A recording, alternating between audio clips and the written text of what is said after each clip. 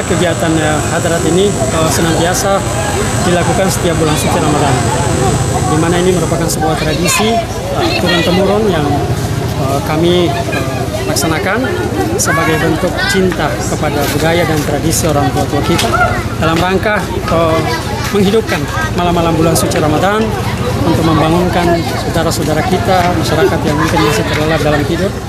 Kita lakukan hadrat dalam bentuk zikir, bersalawat, mengumandangkan pujian-pujian kepada Allah. Terima kasih sudah nonton.